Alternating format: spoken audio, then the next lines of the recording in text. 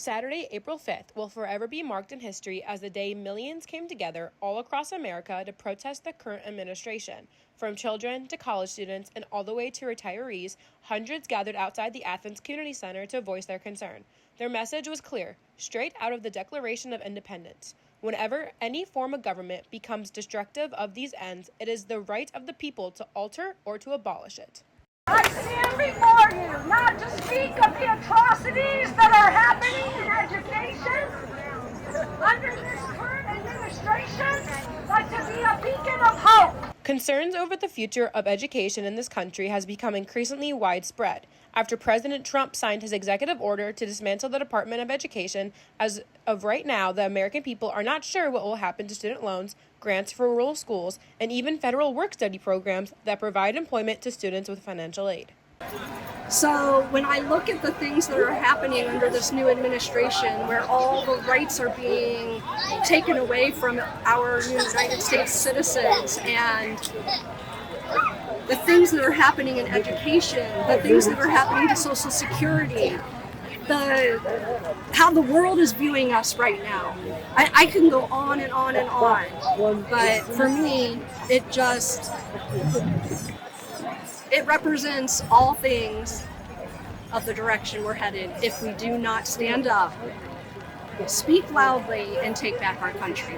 I am so scared, but I also am hopeful because look at this. There are hundreds of people here. And to know that I'm not the only one who feels so much in despair is empowering. And I have friends who live in different parts of the world, and they're telling me how we look to the outside world. It's embarrassing. So until people stand up, speak our truths, make a difference by writing our congressmen, writing our senators, calling them, using our pocketbooks, things are not going to get better. So we have to do it, and we have to do it now. After recent controversy surrounding Elon Musk, protesters feel it is time for him to get out of our government. One message was clear: I was not paid to be here. Well, we know that Elon Musk was it Milwaukee last week trying to pay people $1 million to show up and do vote for the Republican candidate.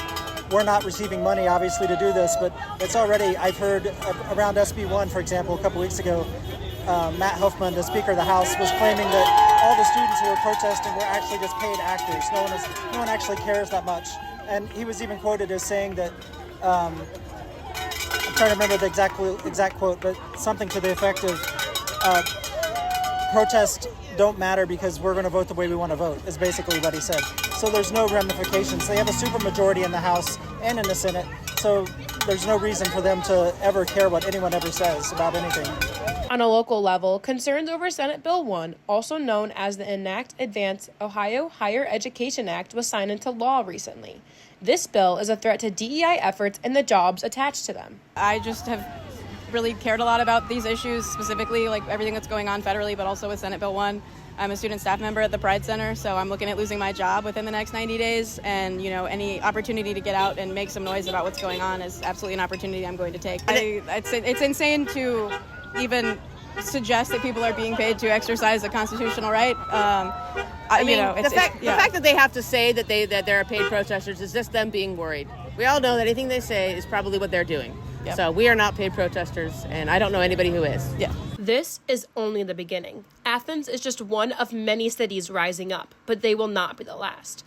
Across the country, people are stepping into the streets to speak out for what matters most. They will not back down, they will not be silenced, and they will not stop until they are heard. From Athens to everywhere across America, the movement is growing. Reporting for The Post, this is Audrianna Reed.